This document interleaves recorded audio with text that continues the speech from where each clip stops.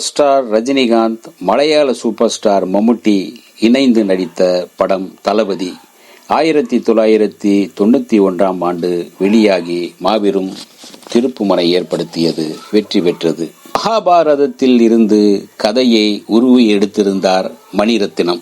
மகாபாரதத்தின் மிக அற்புத பாத்திர படைப்புகளில் ஒன்றான கர்ணன் பாத்திரத்தை மையமாக வைத்து மணிரத்னம் உருவாக்கிய படம்தான் தளபதி. தளபதி படத்திற்காக 2 கிளைமாக்ஸ் உருவாக்கப்பட்டது. காரணம், மலையாள சூப்பர் ஸ்டார் மம்முட்டி, தமிழ் சூப்பர் ஸ்டார் ரஜினி இருவருக்குமாக தமிழ்நாட்டுக்கும் ஒரு கிளைமாக்ஸ், மலையாளத்துக்கு ஒரு கிளைமாக்ஸ் என்று. தமிழ் பதிப்பில் ரஜினி மீதுள்ள குற்றங்கள் நிரூபிக்கப்படாததால் விடுதலை செய்யப்படுவார். மலையாள பதிப்பில் ரஜினி இறந்து விடுவது போல் படமாக்கப்பட்டுள்ளது. தளபதி என்ற பெயரிலே தெலுங்கு மற்றும் ஹிந்தி மொழிகளில் இந்த படம் டப்பிங் செய்யப்பட்டு வெளியானது. கன்னடத்தில் அம்பரீஷ், தர்ஷன் நடிக்க 2003 ஆண்டு அன்னவாரு என்ற பெயரில் வெளியானது. விளம்பர படங்களில் நடித்துக் கொண்டிருந்த அரவிந்த் சாமியை கலெக்டர் வேடத்தில் தளபதி படத்தின் மூலம் இயக்குனர் மணிரத்னம் அறிமுகம் செய்தார். ஹிந்தி திரையுலகின் முன்னணி நடிகைகளில் ஒருவராக அப்போது இருந்த சோனு வாலியா ரக்கம்மா கையத்தட்டு என்ற ஒரே ஒரு பாடலுக்கு மட்டும் வந்து குத்தாட்டம் போட்டு குளுகுளுக்க வைத்தார்.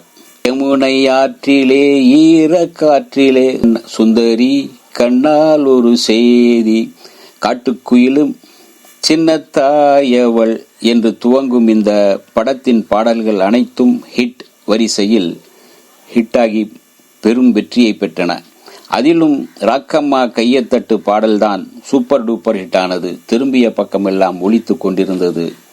மணிரத்னம், இளையராஜா இணைந்து பணியாற்றிய கடைசி படம் இதுதான், தளபதிதான். தளபதியில் திரைக்கு முன்னால் தோன்றியவர்கள் ரஜினிகாந்த், மம்முட்டி, அரவிந்த் சாமி, ஜெய்சங்கர், அம்பரீஷ் புரி, நாகேஷ், ஷாருஹாசன், கிட்டி, மனோஜ் கே ஜெயன், சார்லி, தளபதி, தினேஷ், ஸ்ரீவித்யா, பானுப்பிரியா, சோபனா மற்றும் பலர். திரைக்கு பின்னால் உழைத்தவர்கள் படத்தொகுப்பு சுரேஷ் அர்ஸ், ஒளிப்பதிவு சந்தோஷ் சிவன், பாடல்கள் வாலி, இசை இளையராஜா, தயாரிப்பு ஜி வெங்கடேஸ்வரன், திரைக்கதை வசனம் இயக்கம் மணிரத்னம். தளபதி படத்தின் கதை சுருக்கம் பார்ப்போம். ஸ்ரீவித்யா திருமணத்திற்கு முன்பே 14 வயதில் பெற்றெடுத்த ஆண் குழந்தையை சரக்கு ரயில் பெட்டியில் வைத்துவிட்டு சென்று விடுகிறார். குடிசை பகுதியில் வசிக்கும் ஒரு பெண்மணி எடுத்து அந்த குழந்தையை வளர்க்கின்றார். அதுதான் ரஜினிகாந்த். கருணை உள்ளம் கொண்டவராகவும் அநீதியை தட்டி கேட்பவராகவும் இருக்கும் ரஜினி குப்பத்து ராஜாவாகவே வலம் வருகிறார்.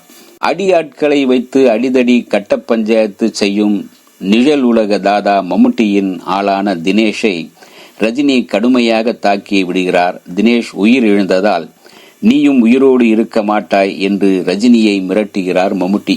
மருத்துவமனையில் சிகிச்சை பெறும் தினேஷ் இறந்துவிடவே போலீஸ் ரஜினியை கைது செய்கிறது. ஆனால் தினேஷ் செய்த தவறு காரணமாக ரஜினி அவரை அடித்தார் என்பது மம்முட்டிக்கு தெரிய வருகிறது. எனவே தன் ஆளை அனுப்பி கொலை குற்றத்தை ஏற்றுக்கொள்ள செய்து ரஜினியை விடுதலையாகி வரச் செய்கிறார் மம்முட்டி. இதன் காரணமாக ரஜினி, மம்முட்டி இருவருக்கும் நட்பு ஏற்பட்டு வலுப்பெறுகிறது.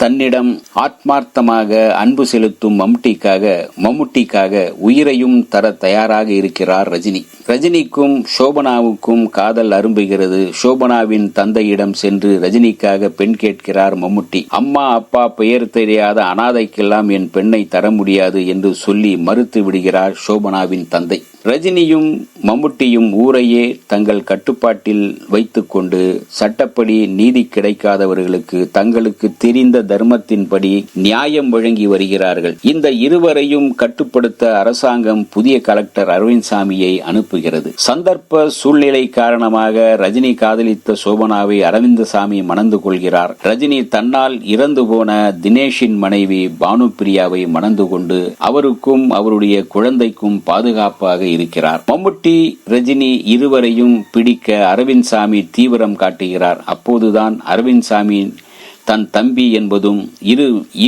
இருவரின் தாயாரும் ஒருவரே என்பதும் உண்மை ரஜினிக்கு தெரிய வருகிறது. ஆயினும் உறவுக்காக நட்பை துறக்காமல் மம்முட்டிக்கு தோள் கொடுத்து துணை நிற்கின்றார் ரஜினி.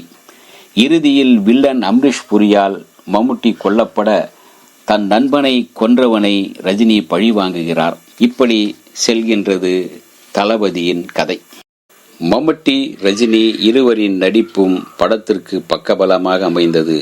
இருவருக்கும் சரியான பொருத்தமான சரிசமமாக கதை இருந்ததால் படத்திற்கும் மிகப்பெரிய பிளஸ் அமைந்தது.